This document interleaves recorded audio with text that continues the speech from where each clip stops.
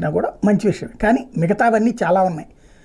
ఆశలు కూడా 100 రోజుల్లోనే పూర్తి చేస్తామన్నారు. అది ఆలస్యం అవుతుంది అన్నటువంటి విషయాన్ని జాగ్రత్తగా దాచేస్తున్నారు హడావిడి.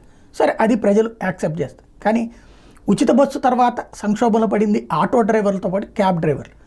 అది ఒక ఎత్తు. ఆ ఇంపాక్ట్ మొన్నటి పార్లమెంట్ ఎన్నికల్లో కనబడింది.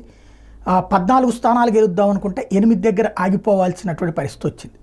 అయితే ఇప్పుడు ఇంకొక సమస్య, ఎయిర్పోర్ట్లో క్యాబుల ఉద్యమం జరుగుతుంది. శంషాబాద్ ఎయిర్పోర్ట్లో క్యాబుల ఉద్యమం ఏంటి అంటే, ఇతర రాష్ట్రాల నుంచి వచ్చిన వాళ్ళు కూడా శంషాబాద్ ఎయిర్పోర్ట్ దగ్గర క్యాబులు నడుపుతున్నారు. అంటే సాధారణంగా ఈ క్యాబులు ఎట్లా ఉంటాయి అంటే, కార్లు కొనుక్కునేటటువంటి వాళ్ళు వేరే రాష్ట్రాల్లో కొనుక్కుని ఆ తర్వాత ఇక్కడికి తెచ్చుకోవడం ఇట్లాంటిది కూడా ఉంటుంది. అసలు వేరే రాష్ట్రాల్లో క్యాబులు నడిపేవాళ్ళు కూడా శంషాబాద్ ఎయిర్పోర్ట్కి వచ్చేస్తున్నారు. వాటిని అలౌ చేయడానికి వీలేదు, లోకల్ క్యాబులు మాత్రమే ఉండాలి అంటూ తెలంగాణ సెంటిమెంట్ను రైజ్ చేస్తూ తెలంగాణ క్యాబ్ డ్రైవర్లు ఉద్యమం ప్రారంభించారు. ఇక్కడ కాదంటేనేమో తెలంగాణ సెంటిమెంట్.